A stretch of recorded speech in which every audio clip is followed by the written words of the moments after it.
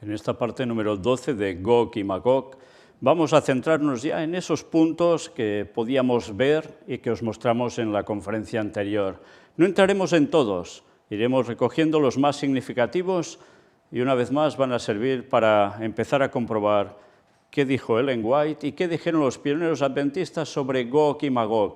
Pero cuidado, porque no es solo lo que eran sus creencias, sino que hacen referencia también a lo que creían otros, como los judíos.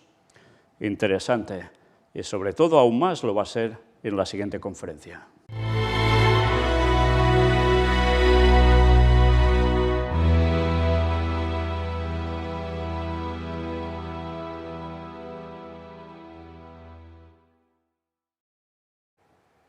Empezamos mostrando los apartados que vamos a ver más significativos de lo que os estuve mostrando en la anterior conferencia. Fijaos que iremos mirando todo lo que hemos marcado en un recuadro en amarillo, donde habla de Gog y Magog y que, bueno, ya veis que se dice lo mismo en distintos lugares, por tanto solo cogeremos uno de ellos. Empezamos por el punto número 1, una palabra al rebaño pequeño, a la manada pequeña. En la página 12, primer párrafo, Ellen White escribe algo y vamos a ver que escribe al hermano Eli Curtis. Topsham, 21 de abril de 1847, al hermano Eli Curtis, ciudad de Nueva York. Estimado hermano, en el amanecer, volumen 1, los números 10 y 11, me invita amablemente a dirigirle una comunicación. La única disculpa que tengo para ofrecer por no haber escrito antes es que no he tenido un deber claro de escribir hasta ahora. No dudo que me disculpe por dirigirme a usted tan públicamente en este momento. He estado muy interesado en sus escritos en Down y más, y totalmente de acuerdo contigo en algunos puntos, pero en otros discrepamos ampliamente. Vamos a ver en qué discrepaban. Ya veréis que la traducción está hecha automáticamente del inglés, por tanto habrá alguna cosa que no termina de encajar bien en español. Su extra está ahora en el estrado delante de mí y te ruego que te diga a ti y al rebaño disperso de Dios lo que he visto en visión relativo a estas cosas sobre las cuales has escrito. Estoy totalmente de acuerdo contigo en que habrá dos resurrecciones literales con 1000 años de diferencia. Fijaos que Ellen White, además, aparte de lo que se muestra Biblia en mano, lo que hace también es, gracias a Dios, tener visiones. Y en esas visiones se terminan de concretar muchas cosas. ¿Y aquí qué le dice? Pues que habrá dos resurrecciones literales, con 1000 años de diferencia. Fijaos, en el año 6000, desde la entrada del pecado, y 1000 años después, o sea, después del milenio. También concuerdo contigo en que los cielos nuevos y la tierra nueva, cita Apocalipsis 21:1, Isaías 65:17, segunda de Pedro 3:13, no aparecerán hasta que los muertos impíos sean resucitados y destruidos en el final de los 1000 años. Vi que Satanás fue desatado de su prisión al final de los 1000 años, justo en el momento en que los impíos muertos resucitarían y que Satanás los engañó haciéndoles creer que podían tomar la ciudad santa de los santos, o sea, la Nueva Jerusalén. Todos los malvados marcharon alrededor del campamento de los santos, con Satanás a la cabeza, y cuando estaban listos para hacer un esfuerzo para tomar la ciudad, el Todopoderoso sopló desde su alto trono sobre la ciudad un soplo de fuego devorador, el cual descendió sobre ellos y los quemó, raíz y rama. Y ahora la parte donde ya cita Gog y Magog. Y vi que así como Cristo es la vid y sus hijos los sarmientos, así Satanás es la raíz y sus hijos son los pámpanos. Y en la destrucción final de Gog y Magog, todo el ejército inicuo será quemado, raíz y rama, y dejará de existir. Entonces aparecerán los cielos nuevos y la tierra nueva. Entonces los santos edificarán casas y plantarán viñas.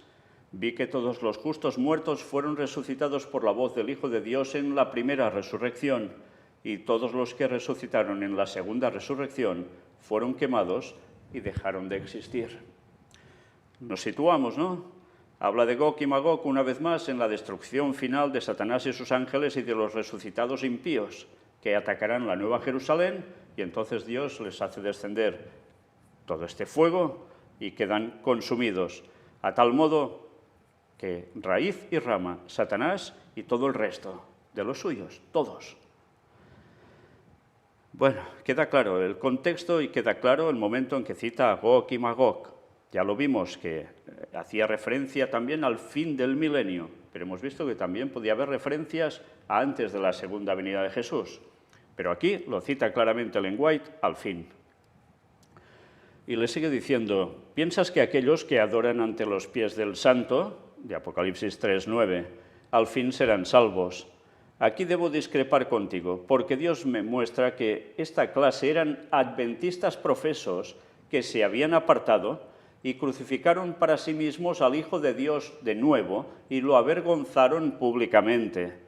Y en la hora de la tentación que está por venir, para mostrar el verdadero carácter de cada uno, sabrán que están perdidos para siempre y abrumados por la angustia del Espíritu, se postrarán a los pies del Santo.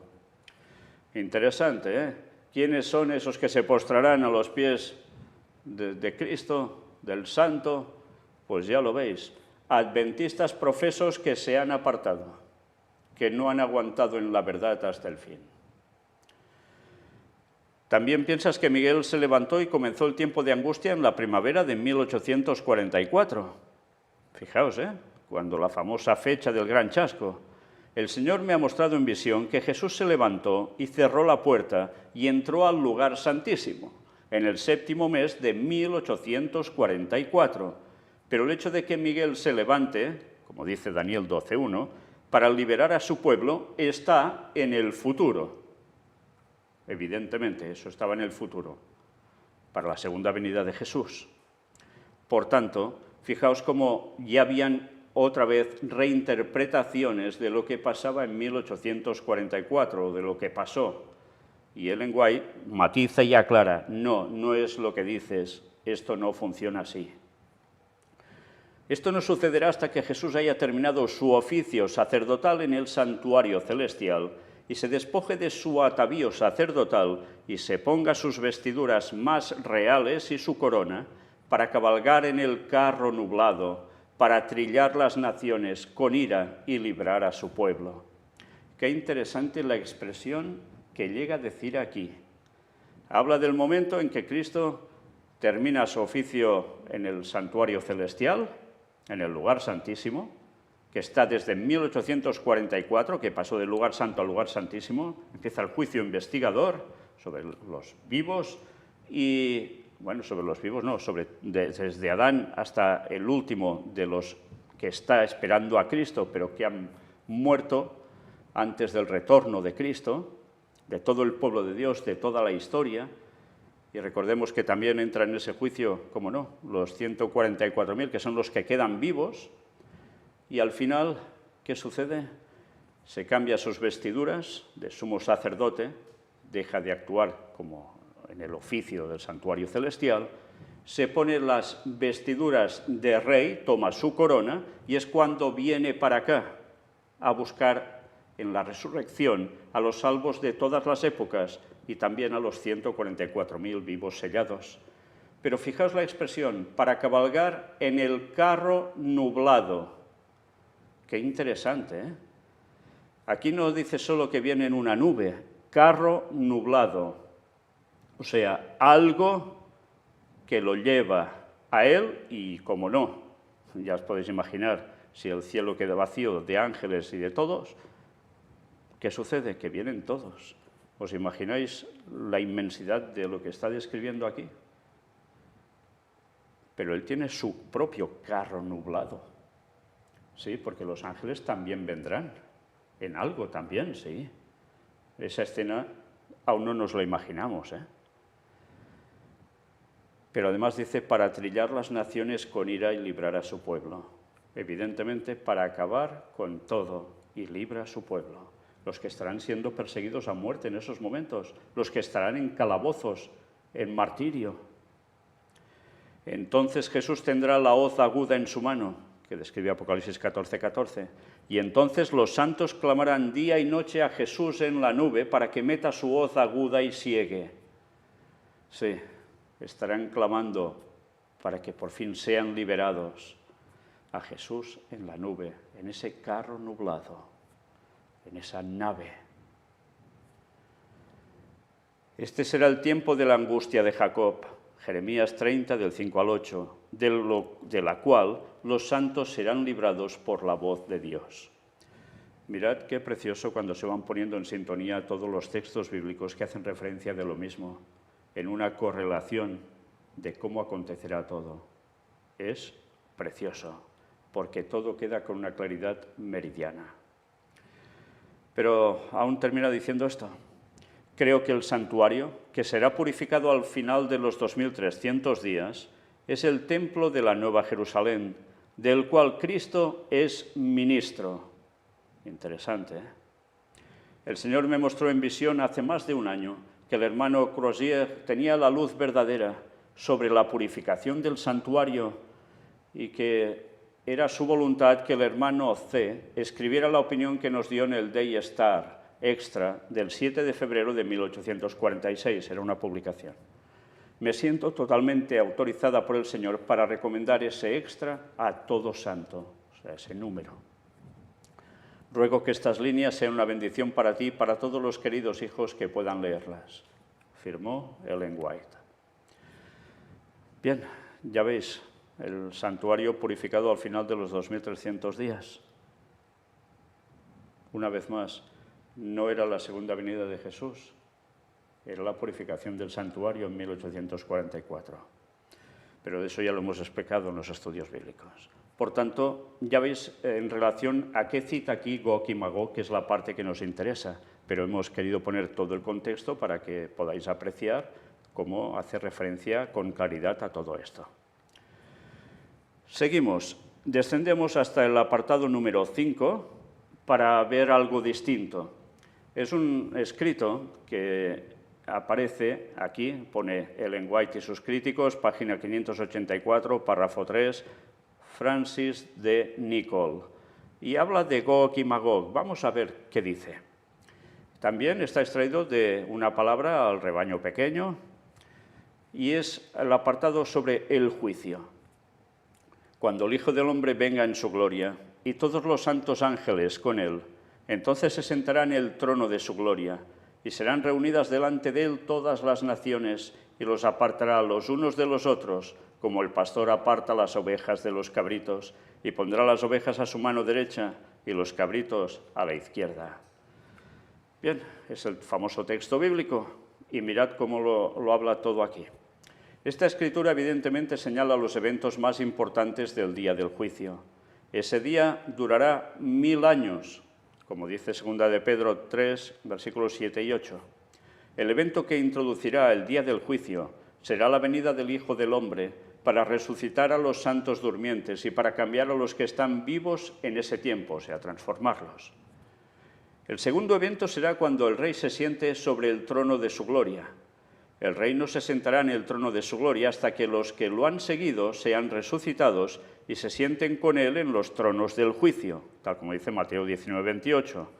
Juan vio en visión el tiempo que Cristo y los santos se sentarían en los tronos del juicio, y ha escrito: y vi tronos, y se sentaron sobre ellos, y les fue dado juicio, y vi las almas de los decapitados por causa del testimonio de Jesús y por la palabra de Dios, los que no habían adorado a la bestia ni a su imagen, ni recibieron la marca en sus frentes ni en sus manos, y vivieron y reinaron con Cristo 1000 años. Es el texto de Apocalipsis 24.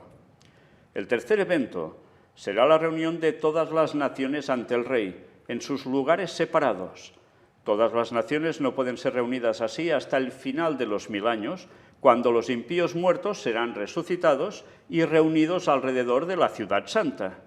Los santos estarán entonces en la ciudad y los impíos fuera de ella. Serían unos a la derecha, otros a la izquierda, para que entendamos. Entonces todas las naciones estarán delante de él. ¿Nos damos cuenta cuándo sucede eso? Interesante, ¿eh? Y aquí habla de Gog y Magog.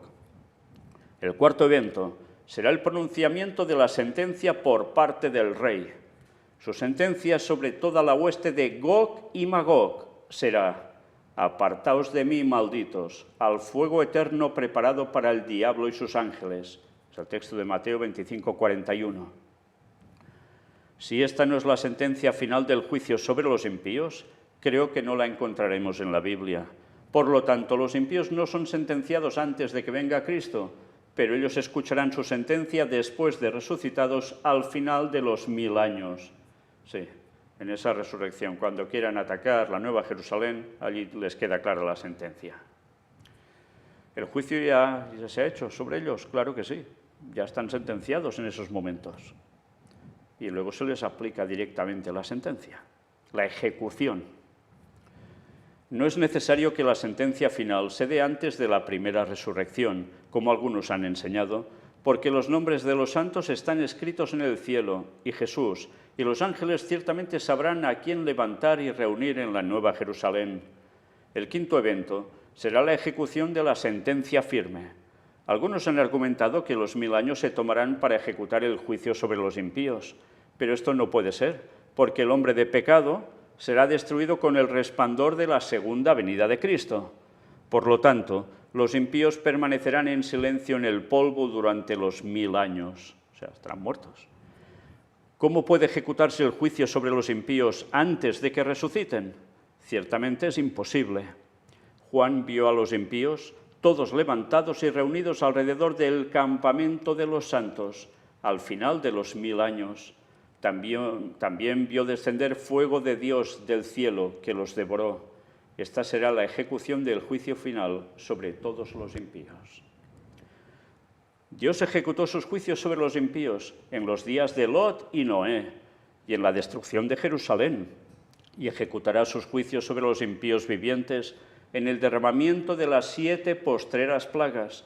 Pero el derramamiento de todos estos juicios no puede ser la ejecución final del juicio. Eso será en la muerte segunda. Entonces Dios hará nuevas todas las cosas. Entonces el rey dirá a los de su derecha: venid, benditos de mi Padre, heredad el reino preparado para vosotros desde la fundación del mundo. Mateo 25, 34. Entonces Dios tendrá un universo claro, porque el diablo y sus ángeles y todos los impíos serán quemados, raíz y rama. ¿Y quién escribe esto? James White, el esposo de Ellen White, con una lógica aplastante. ¿Nos quedan claros los conceptos de qué es lo que debe acontecer? Más claro imposible, ¿no? Bien, ahora vamos a descender hasta el punto número 6, que habla de el don de profecía, página 33, párrafo 3, del doctor Alberto Tim y Dwayne Esmond, que citan también, como no, a Gog y Magog. Condicionalidad de la voz profética. Habla de varios principios. Vamos al cuarto principio, que es donde habla de Gog y Magog. Esto ya son comentarios, no es Ellen White ni su esposo. La profecía es condicional cuando se establece en el establecimiento de un pacto. Un pacto contiene el elemento de condicionalidad. Ejemplos apropiados de tales profecías condicionales del pacto son aquellas en relación con la restauración de Israel, como la creación de la Nueva Jerusalén en el escenario de los nuevos cielos y la nueva tierra, de Isaías 65, del 17 al 25, ahí se cita.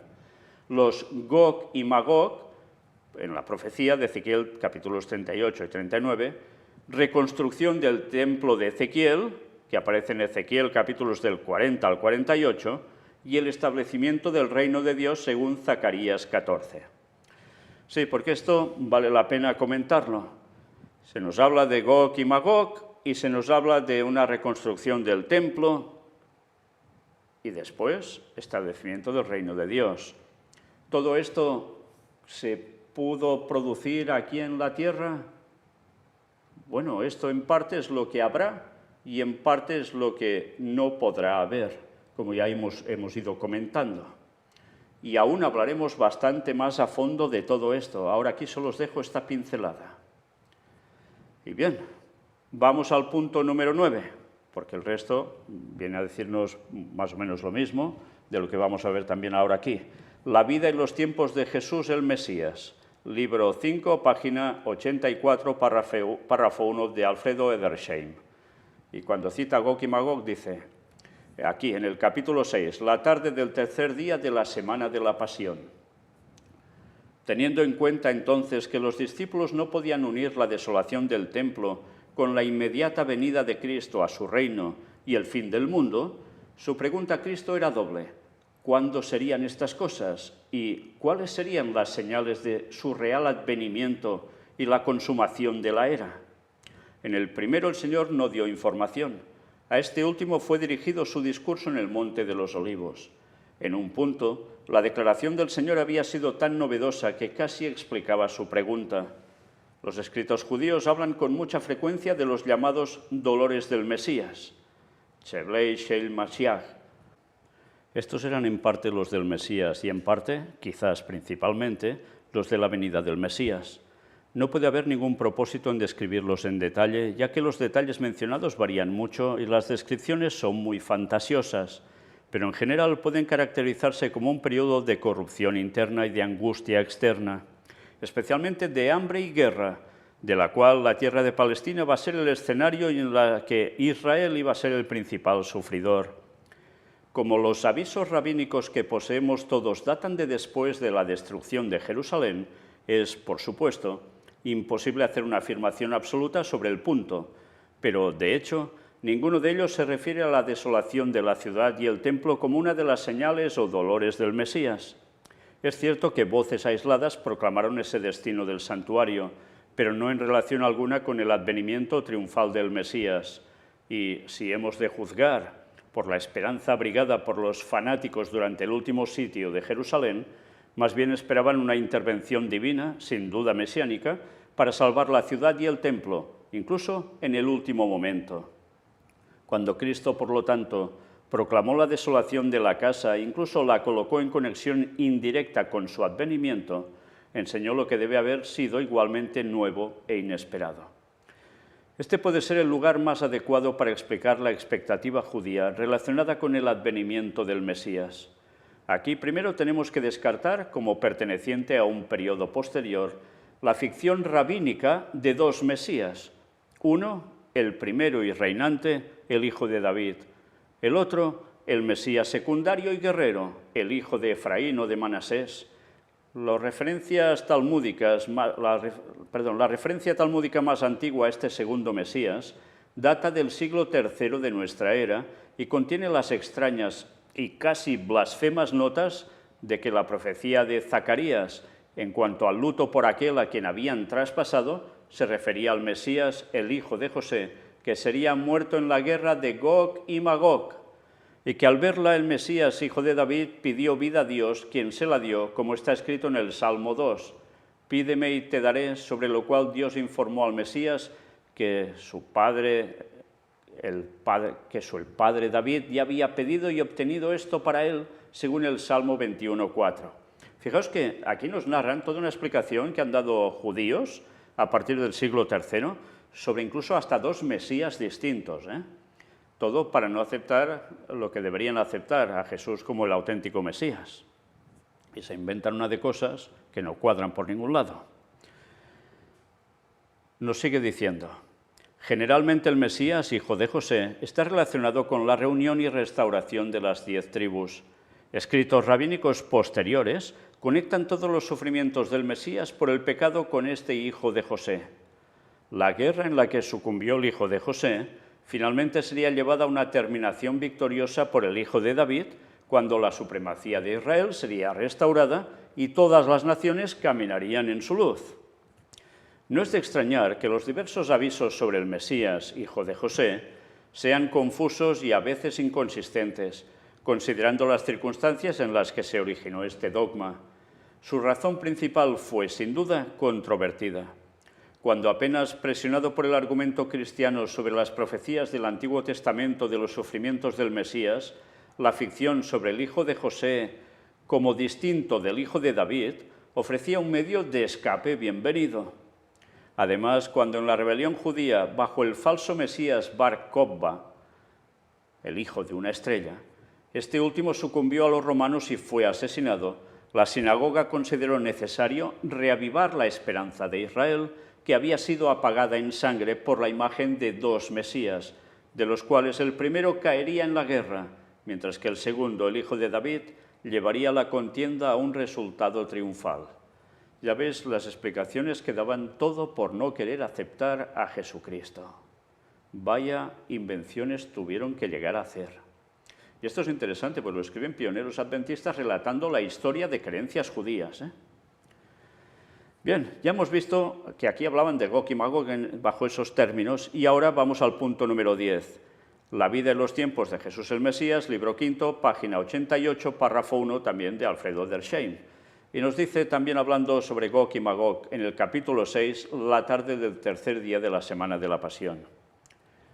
Ahora hemos llegado al periodo de la era venidera, el Atid Labo o Saeculum Futurum. Toda la resistencia a Dios se concentraría en la gran guerra de Gog y Magog, y con ella se juntará el predominio de toda la maldad, y terribles serían los estrechos de Israel. 3 veces buscaría el enemigo asaltar la ciudad santa, pero cada vez sería repelido el asalto, al final con la destrucción completa del enemigo. La ciudad sagrada sería ahora totalmente reconstruida y habitada, pero, ¡oh, qué diferente de la de antaño! Sus límites sabáticos estarían sembrados de perlas y gemas preciosas. La ciudad misma se elevaría a una altura de unas 9 millas, no con una aplicación realista de Isaías 49:20. Llegaría hasta el trono de Dios, mientras que se extendería desde Jope hasta las puertas de Damasco, porque Jerusalén había de ser la morada de Israel y el lugar de descanso de todas las naciones. Pero más glorioso sería en Jerusalén el nuevo templo que el Mesías había de erigir, y al cual habrían de restaurarse aquellas 5 cosas que habían faltado en el antiguo santuario: el candelabro de oro, el arca y el fuego celestial sobre el altar, el Espíritu Santo y los querubines. Y la tierra de Israel sería entonces tan ancha como había sido esbozada en la promesa que Dios le había dado a Abraham y que nunca antes se había cumplido, ya que la mayor extensión del gobierno de Israel solo había sido sobre 7 naciones, mientras que el divino promesas se extendió sobre 10, sino sobre toda la tierra.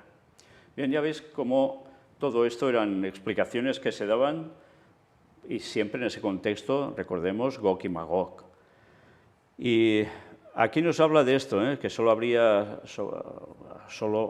sobre 7 naciones el gobierno de Israel, y si no se extendería sobre 10, sino sobre toda la tierra. Y ahora, mirad, vamos a aclarar un poco este concepto. En el punto 12, la vida de los tiempos de Jesús el Mesías, apéndice, página 9, párrafo 1, también de Alfredo Edersheim, como no. Y nos dice esto, sobre la vida y la época de Jesús el Mesías. Apéndice 2, Filón de Alejandría y la teología rabínica.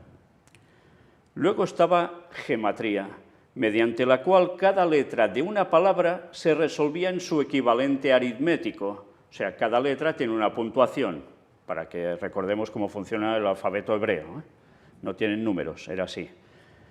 Así, las 2 palabras Gog y Magog es igual a 70, que era el supuesto número de todas las naciones paganas. Qué interesante, la gematría, que lo hemos utilizado para Vicarius Filii, que da 666, y no solo eso es en latín, ni en griego, también se puede hacer en hebreo, porque ninguno de estos idiomas tenía números, las letras tenían equiparación numérica. Y mira por dónde Gog y Magog da 70, que era el supuesto número de todas las naciones paganas. ¿Y qué sucede con ellas? Ya sabéis, son destruidas. Todo lo que no es pueblo de Dios, al fin del tiempo, queda destruido. Por tanto, mirad cómo hay explicaciones que se van dando de distintas épocas. También los pioneros adventistas escriben sobre lo que creían judíos y, eso sí, da también una explicación sumamente interesante, en este caso sobre la gematría. Las profecías, tal como ellos las aplicaban, no podían terminar de cuadrar, pero lógicamente, cuando hemos entendido ya qué sucede al fin de los tiempos con Gog y Magog, lógicamente es que las naciones paganas son destruidas. Y ya una vez más repetimos, después del milenio, evidentemente sí, hace referencia al mundo entero, pero también hace referencia, y lo iremos viendo aún más, que antes de la segunda venida de Cristo hay una aplicación para Gog y Magog. Si hemos visto, pues no va a ser suficiente, aún veremos más. Nosotros hemos terminado aquí, en este punto. Iremos mostrando más puntos al respecto y os advierto que los siguientes que os vamos a mostrar yo sé que especialmente a nuestro hermano Ángel, que ha estado presentando varias cosas sobre lo que vamos a ver precisamente en la siguiente conferencia, se va a quedar bastante perplejo. Y todos, si habéis visto las predicaciones que gracias a Dios pudo presentar sobre el tema de Elías, y más lo que presentó un servidor, lo que ha presentado nuestro hermano Javi, Fanny, etcétera, etcétera, vais a ver cómo realmente nos vamos a quedar más que sorprendidos. Elías en relación con Gog y Magog, pues eso veremos próximamente. Desde luego, no va a tener desperdicio. Maranata 2031. Dios os bendiga.